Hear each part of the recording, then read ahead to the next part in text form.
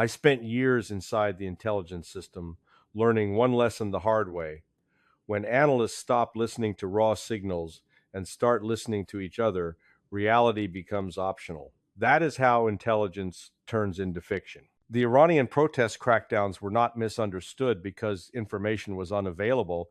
They were misunderstood because the information did not fit the approved narrative. What we saw publicly sanitized casualty figures, muted outrage, and cautious language was not caution, it was institutional self protection. During the protests, activists and medical personnel inside Iran were reporting death tolls far exceeding the figures circulated by major Western outlets. Internet shutdowns, which any trained analyst recognizes as a classic regime concealment tactic, were treated as technical footnotes rather than warning indicators. I have seen this pattern before. When a regime kills its internet, it is not hiding embarrassment, it is hiding bodies. Yet intelligence summaries leaned on unconfirmed reports language that allowed policymakers to look away without technically lying. That is how truth gets buried under procedure. What struck me was not just the downplaying of violence, but the refusal to acknowledge fear as a strategic variable. Iranian elites reacted differently during this period because they believed the United States might actually act. Deterrence is not about morality, it is about belief. When Iranian leaders believed threats were performative, protests were crushed with impunity. When they believed consequences were real, behavior shifted. This distinction was openly discussed by Iranian dissidents interviewed in U.S. media, yet largely absent from intelligence-driven policy debates. The intelligence failure here was not analytic incompetence. It was narrative filtering. Analysts learned which conclusions were welcome and which were career-ending. Acknowledging that deterrence worked in this instance meant admitting decades of prior assumptions were wrong. It meant admitting that regime change pressures were organic, not manufactured.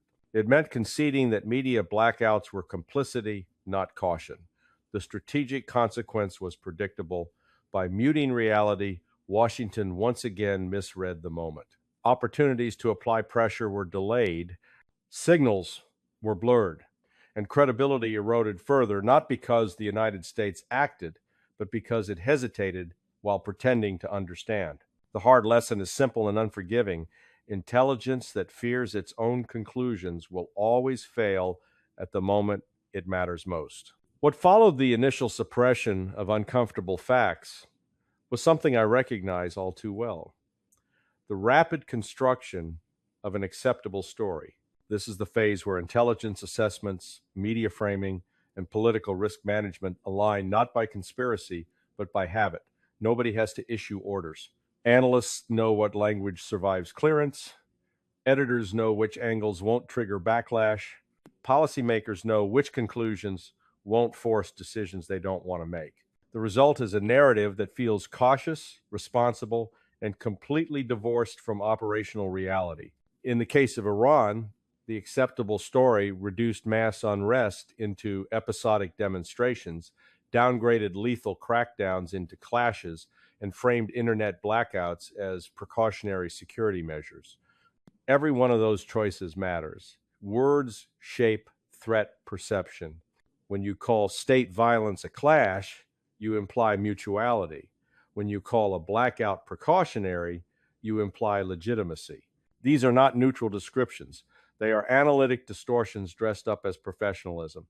Inside the intelligence world, this is reinforced through sourcing hierarchies. First-hand dissident testimony is treated as emotional and therefore suspect. Hospital reports are labeled anecdotal. Regime statements, by contrast, are treated as baseline data points, even when we know from decades of experience that authoritarian regimes systematically lie during internal crises. Analysts are taught to balance claims as if truth in such environments sits neatly at the midpoint between a victim and their executioner. That reflex is not objectivity, it is moral and analytic laziness. Media coverage plays a parallel role. Stories that complicate existing political alignments are quietly deprioritized. If unrest suggests a population fundamentally rejects clerical rule that disrupts years of analysis portraying the regime as stable, representative, or reformable. If protesters express admiration for a U.S. president known for credible threats that disrupts the preferred narrative that deterrence is obsolete or dangerous. So those facts get minimized, framed as fringe, or ignored altogether. The strategic consequence of manufacturing the acceptable story is paralysis. Decision makers receive assessments that explain why nothing can be done, why escalation is risky, and why waiting is prudent. Meanwhile, adversaries read our hesitation clearly. They understand that when our public narrative softens, our private resolve has already collapsed. Intelligence becomes less a warning system and more a sedative. The hard lesson here is brutal but necessary. When intelligence serves narrative comfort instead of decision clarity, it ceases to be intelligence. It becomes public relations with a clearance stamp. And once that happens, policy failure is not a risk, it is an inevitability. One of the most persistent analytic failures I witnessed during my career was the tendency to overestimate regime stability while underestimating popular rage. Iran has been the clearest example of this blindness for more than 4 decades. Intelligence products routinely describe the Islamic Republic as resilient, adaptive, and internally secure. That conclusion is not based on the absence of opposition. It is based on the regime's proven willingness to kill enough of its own citizens to survive. Those are not the same thing, but they are treated as such in far too many assessments. Inside Iran, hostility toward clerical rule has never been a marginal phenomenon. It has been generational, persistent, and increasingly explicit. What changed during the protest crackdowns was not the existence of dissent, but the regime's perception of risk. When fear shifts from the population to the ruling elite, stability becomes an illusion. Iranian officials understood that this wave of unrest was different, not because it was larger, though it was, but because it coincided with an external actor they believed might actually impose costs. Fear is an intelligence variable, but it is rarely measured honestly. Analysts prefer quantifiable metrics, force numbers, arrest counts, security deployments because they feel rigorous. Fear does not fit neatly into charts, yet every authoritarian system is ultimately governed by it. The Iranian leadership's decision to shut down the internet, deploy lethal force rapidly, and suppress casualty reporting was not a sign of confidence. It was a sign of panic. That distinction was largely absent from Western analysis. What made this moment especially revealing was the reaction of Iranian dissidents and refugees, speaking openly in U.S. media. They did not describe a population waiting for reform. They described a population seeking an opening. For years, intelligence analysis dismissed such voices as nostalgic, biased, or unrepresentative. That dismissal served a purpose. It preserved the myth that regime change pressures were externally driven rather than internally sustained. Acknowledging the latter would force a reassessment of decades of failed policy assumptions. The strategic consequence of clinging to the myth of stability is catastrophic miscalculation. When policymakers believe a regime is solid, they default to accommodation.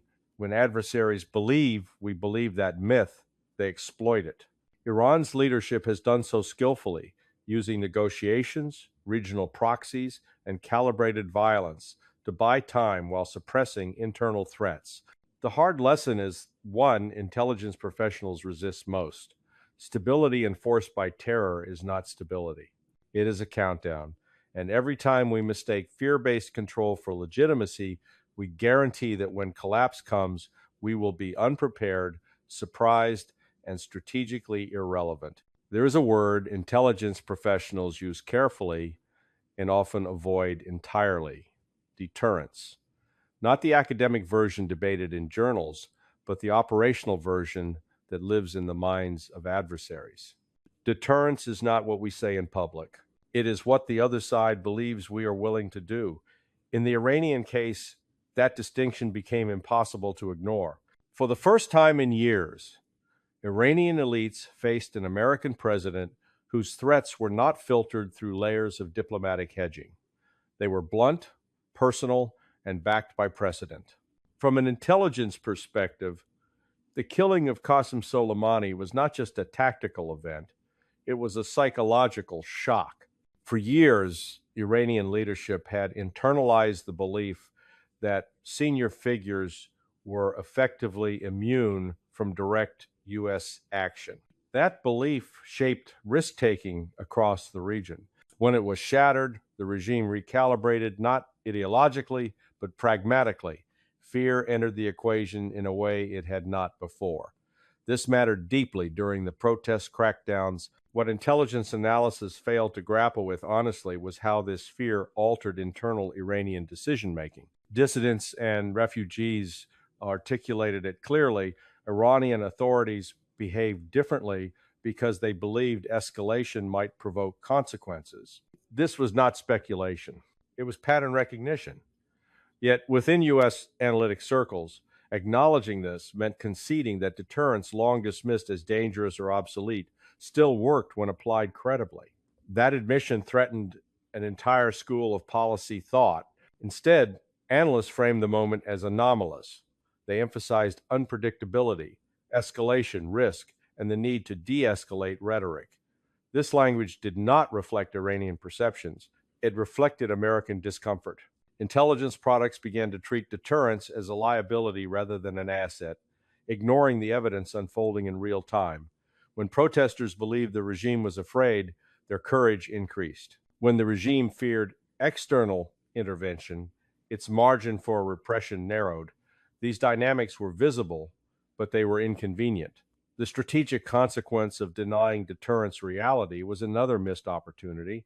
By failing to integrate fear-based behavioral shifts into assessments, policymakers were left with static models that explained nothing and predicted less. Iran's leadership learned a familiar lesson. American resolve fluctuates, but American institutions will eventually smother decisive action in analysis. The hard lesson here cuts against decades of bureaucratic comfort. Deterrence does not collapse because it is immoral or risky. It collapses when intelligence professionals convince themselves it no longer exists. When that happens, adversaries, not analysts, get to define reality. Every intelligence failure has a paper trail of ignored signals. In the Iranian protest crackdowns, those signals were not subtle. They were loud, repetitive, and systematically discounted. Casualty figures reported by activists, doctors, and hospital staff inside Iran sharply exceeded the numbers acknowledged publicly. Internet blackouts coincided with the most violent phases of repression. Families searched for missing relatives while official statements insisted order had been restored. None of this was ambiguous. What was ambiguous by design was whether these facts would be allowed to matter. Inside an intelligence culture, suppression rarely looks like censorship. It looks like skepticism is applied selectively. Reports from inside Iran were labeled unverifiable, even as regime statements were treated as presumptively credible. Medical reporting was dismissed as rumor, even though doctors risking arrest to communicate numbers have historically been among the most reliable sources in closed societies.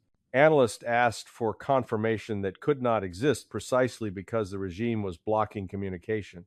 When confirmation failed to arrive, the absence was used as justification for inaction. This is how messengers get killed analytically before they are killed physically. When information threatens institutional consensus, the burden of proof is raised until silence becomes the only acceptable outcome. I watched this happen repeatedly over the years. From Bosnia to Iraq to Syria, Iran followed the same script. The question was never whether people were being killed. The question was whether acknowledging that fact would force a policy response. Washington did not want to confront. Media dynamics reinforced the suppression. Stories emphasizing higher death tolls or regime panic were framed as partisan or sensational. The more credible the threat to the existing narrative, the more aggressively it was neutralized. This was not accidental. It was structural. Once intelligence assessments signal caution, the media follows. Once media dampens urgency, policymakers point to coverage as validation. The loop closes and reality is sealed outside it. The strategic consequence of suppressed signals is not just moral failure, it is analytic decay. When intelligence professionals train themselves to distrust the most dangerous information, they ensure surprise becomes routine. Adversaries learn that brutality will be minimized, delayed, or explained away. Allies learn that American assessments lag reality.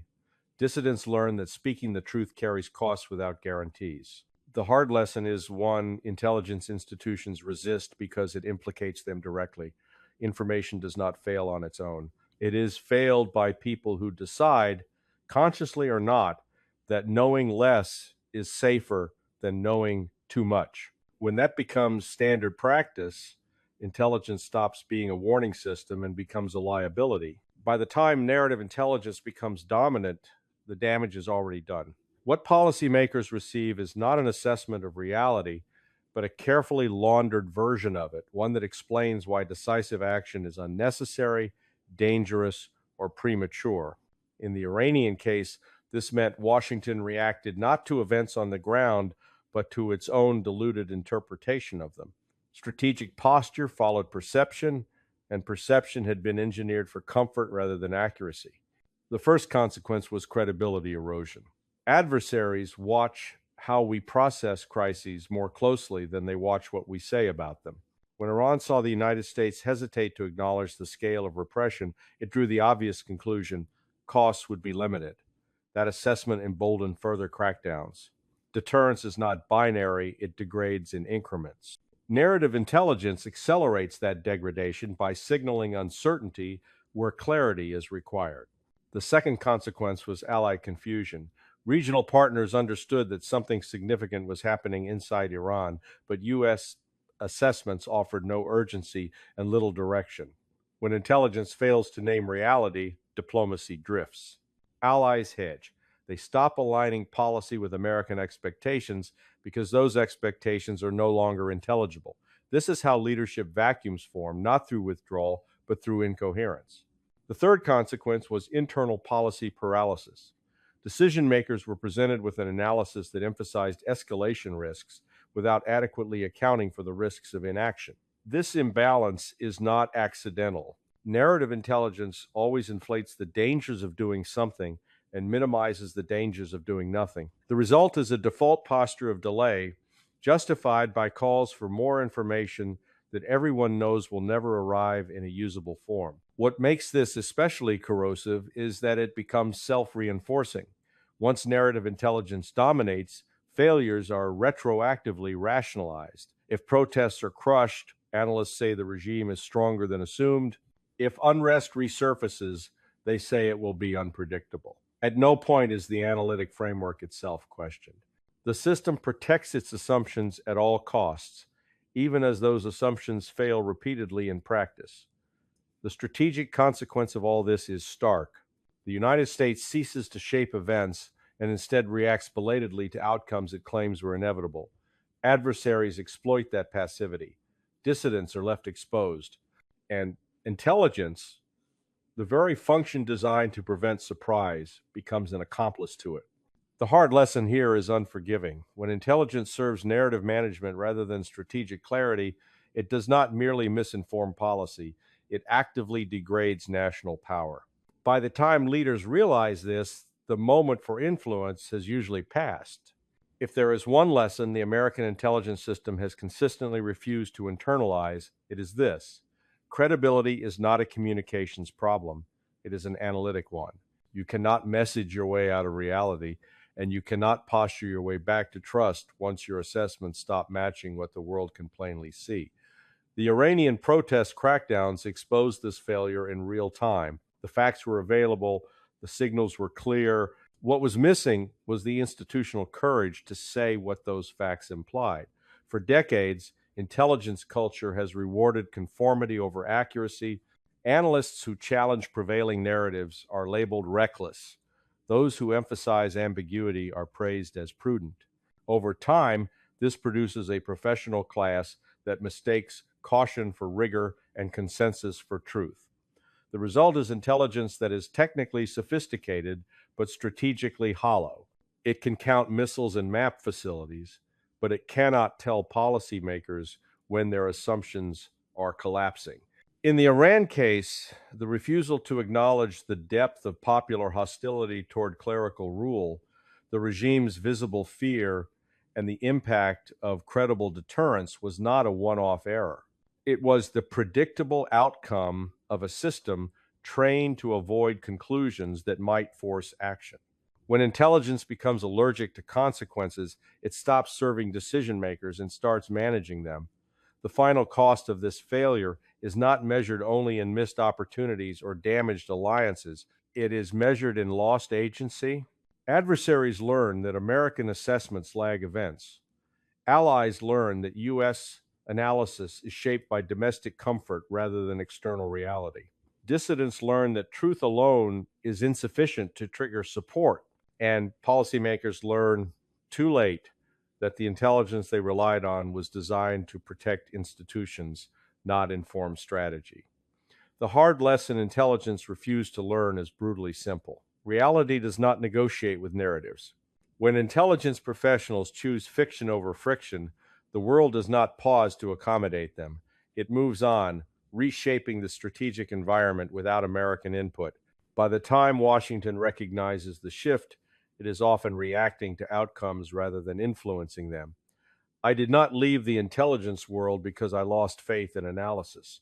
I left because too many inside it lost faith in truth as a forcing function. Until that changes, until intelligence is once again willing to tell policymakers what they do not want to hear, rather than what allows them to delay the collapse of American strategic credibility, will continue. Not with a bang, but with assessments that sound reasonable, responsible, and disastrously wrong.